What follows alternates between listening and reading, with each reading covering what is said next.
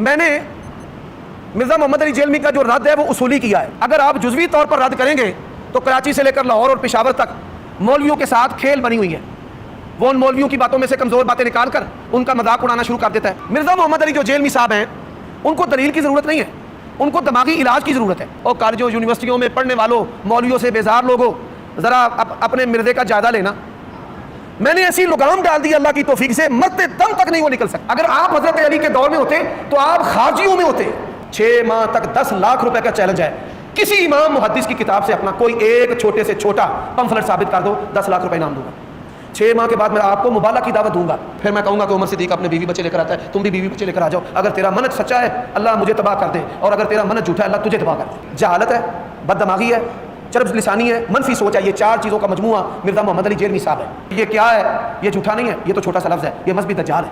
بخاری کا نام لیتا ہے, مسلم کا نام لیتا ہے. اچھا بخاری مسلم کا نام قادیانی نہیں لیتے. یہ کوئی امت کی خدمت نہیں ہے, بدتمیز بد دماغ لوگ پیدا کر رہے ہیں. صحابہ کرام کے بارے میں منفی سوچ فکر رکھنے والے پیدا کر رہے ہیں. کاتب قرآن کو نعوذ باللہ منشی کہنا, اس سے کیا گھٹیا طریقہ ہو سکتا ہے؟ کاتب قرآن کو نعوذ باللہ منشی کہنا, اس سے کیا گھٹیا طریقہ ہو سکتا ہے؟ کاتب قرآن کو نعوذ باللہ منشی کہنا, اس سے کیا گھٹیا طریقہ ہو سکتا ہے؟ تو نبی علیہ الصلوۃ والسلام کے کاتب قرآن کے بارے میں منشی کے الفاظ کہہ دینا ہم یہ برداشت نہیں کرتے. تو نبی علیہ الصلوۃ والسلام کے کاتب قرآن کے بارے میں منشی کے الفاظ کہہ دینا ہم یہ برداشت نہیں کرتے. تو نبی علیہ الصلوۃ والسلام کے کاتب قرآن کے بارے میں منشی کے الفاظ کہہ دینا ہم یہ برداشت نہیں کرتے. میں نہیں پریشان ہوتا, میں نہیں پریشان ہوتا, میں نہیں پریشان ہوتا. الحمدللہ کوئی بےایمانی نہیں کی ہے اللہ کے فضل سے. بےایمانی تو وہ کرے گا جس نے کوئی فرقہ لانچ کرنا ہو. ہم نے جتنی باتیں, اس سے بڑی بات ہم نے حدیث کے نمبر لکھ دیے اور ہم نے کہا آپ کاؤنٹر ویریفائی خود کریں. کسی کو الفاظ کے چناؤ میں ایشو ہے کہ یہ لفظ نہیں یہ ہونا چاہیے تھا, تو ٹھیک ہے آپ اوریجنل ٹیکسٹ کو فالو کریں, یہ آپ کا رائٹ ہے. آپ کہتے ہیں اس کی بجائے یہ لفظ ہوتا, ٹھیک ہے آپ کا رائٹ ہے. دیکھیں اہل حدیثوں نے خود ترجمہ کیا ہے مسلم شریف کا علامہ وحید الزمان نے, کہ حضرت ابو سفیان رضی اللہ تعالیٰ عنہ نے نبی الاسلام کو فتح مکہ پہ کہا کہ میرے بیٹے معاویہ کو اپنا منشی رکھ لیں. انہوں نے میرے خلاف کلپ بنایا کہ حضرت معاویہ کو منشی کہہ دیا. اندازہ کرو, وہ تواڈے ابے نے لکھی ہے, ترجمہ موجود ہے.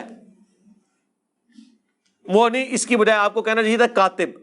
یار منشی لفظ کوئی نوٹوریس ورڈ نہیں ہے. آج بھی منشی کی ایک بڑی ویلیو ہوتی ہے, سیٹ کے بعد منشی ہوتا ہے سب کچھ, وہ سارا ریٹن ریکارڈ رکھا ہوتا ہے. اس کو آپ نے نیگیٹو ورڈ کیسے شمار کر لیے جبکہ ترجمہ آپ نے خود کیا ہوا تھا. ہم نے دکھا بھی دیا, اپنے بزرگ کو رحمت اللہ علیہ کہہ رہے ہیں اور ہمیں گالی بنا کے, یہ گالی ہے بھی نہیں تھی, اور اگر دینی تھی تو اپنے بابے کو دو. بخاری مسلم میں ایک کاتب وہی ہے جو نبی علیہ السلام سے جس نے خود سورہ آل عمران پڑھی تھی اور آپ کی وہی لکھتا تھا, مرتد ہو گیا. آپ نے فرمایا کہ زمین اسے قبول نہیں کرے گی. لاش دفناتے تھے تو زمین باہر پھینک دیتی تھی. لوگ کہتے تھے کہ محمد کے اصحاب نے ایسا کیا ہے, اوپنلی دفنایا گیا, پھر لاش باہر آ گئی, پھر ان کو پتہ چل گیا یہ غیبی معجزہ ہے. ظاہر ہے جس نے نبی علیہ السلام کی نبوت کو چیلنج کیا تو اللہ تعالیٰ اس طرح تو نہیں بھی اس کو چھوڑے گا.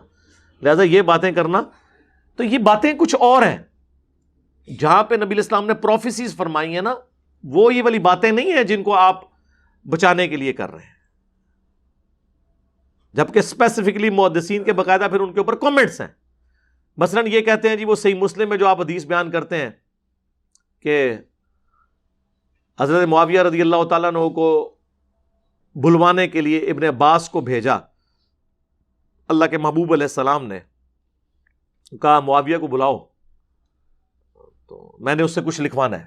کاتب تو تھے, وہ بھی صحیح مسلم میں موجود ہے کہ ابو سفیان نے سفارش کی تھی کہ مسلمان اسلام لانے کے باوجود ہمارے ساتھ اچھا سلوک نہیں کرتے, آپ میرے بیٹے معاویہ کو اپنا کاتب رکھ لیں, تو اس کی وجہ سے لوگ ہمیں بھی رسپیکٹ دینا شروع کر دیں گے. تو اس طرح انہوں نے رکھ لیا. کاتب کے الفاظ ہیں, کاتب وہی کہ نہیں, کاتب وہی کہیں اور ہے, وہ میں بعد میں بتاتا ہوں. تو کاتب جب رکھوا لیا تو مسلم شریف میں ابن عباس کو بھیجا, وہ کھانا کھا رہے تھے. انہوں نے کہا یا رسول اللہ وہ تو کھانا کھا رہے ہیں. آپ نے کہا کہ اسے بلا کے لاؤ. دوسری بار گئے تو انہوں نے کہا میں تو کھانا کھا رہا ہوں. 3 بار ایسے ہی ہوا. چوتھی بار آپ کی مبارک زبان سے الفاظ نکلے خدا اس کا پیٹ نہ بھرے, یہ الفاظ ہیں. وہ کہتے ہیں نہیں جی مسلم شریف میں اوپر ایک حدیث ہے کہ نبی علیہ السلام نے کہا اے اللہ میں بھی ایک انسان ہوں, بعض اوقات میری زبان سے کسی کے لیے کوئی ایسے الفاظ نکل جاتے ہیں, اگر میں بدعا کسی کو دے دوں تو اسے دعا بنا دینا. تو یہ حضرت معاویہ کو دعا دی تھی, بیسیکلی ہے بدعا تھی لیکن دعا بن کے لگی. ہم کہتے ہیں وہ حدیث آپ ذرا غور سے پڑھیں.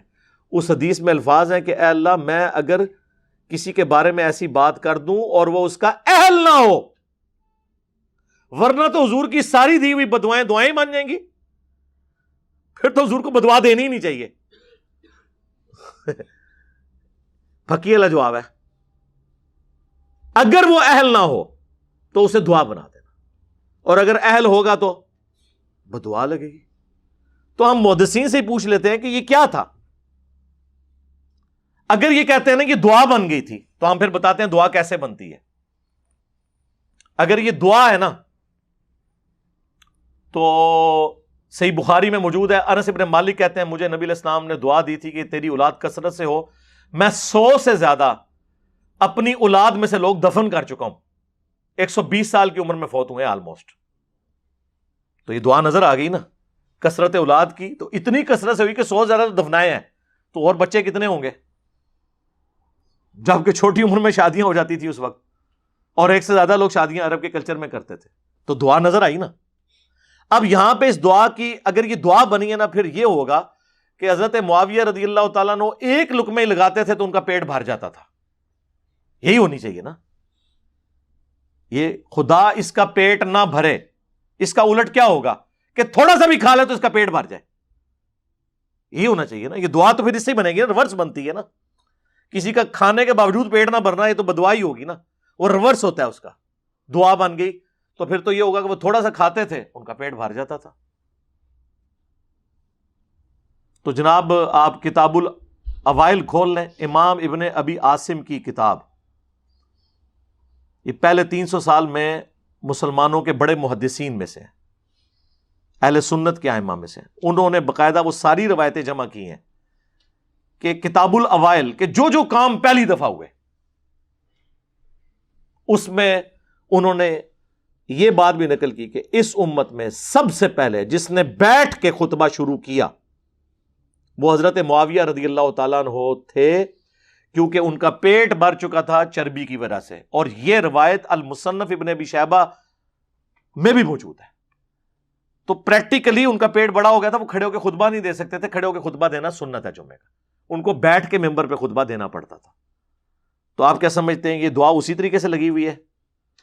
اور پھر یہی حدیث دلائل النبوہ میں ہے، امام بیہقی کی کتاب میں. امام بیہقی نے ایک کتاب لکھی ہے 3500 احادیث پہ مشتمل، دلائل النبوہ. اس کتاب کے اندر انہوں نے نبی علیہ السلام کی غیبی خبریں نقل کی ہیں کہ آپ علیہ السلام نے کوئی پریڈکشن کی اور وہ اسی طریقے سے منوان پوری ہوئی.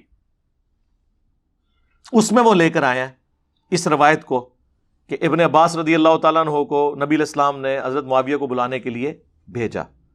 3 دفعہ نہیں آئے تو چوتھی دفعہ یہ الفاظ نکلے. اور آگے راوی کے الفاظ ہیں کہ نبی علیہ السلام کی یہ دی ہوئی بد دعا، یا آپ اسے دعا کہہ لیں یا دعائے ضرر کہہ لیں، پوری ہوئی اور پوری زندگی حضرت معاویہ کا پیٹ نہیں بھرا. یہ الفاظ ہیں دلائل النبوہ میں.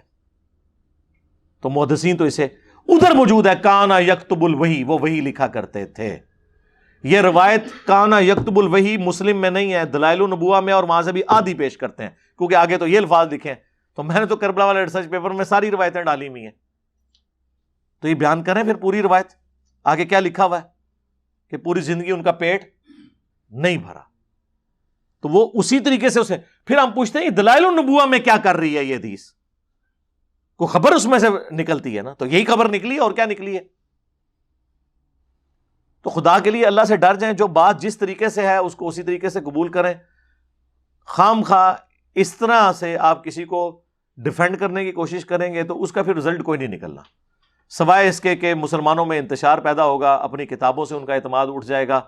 اور آپ اس طرح کی یعنی سوالات کر کے کہ جی وہ نبی علیہ السلام کو آپ ایک بندے کو بچانے کے لیے. اور مفتی احمد یار خان نعیمی صاحب جو گجرات میں بریلویوں کے بہت بڑے مفتی تھے، انہوں نے باقاعدہ ایک کتاب لکھی امیر معاویہ رضی اللہ تعالیٰ عنہ.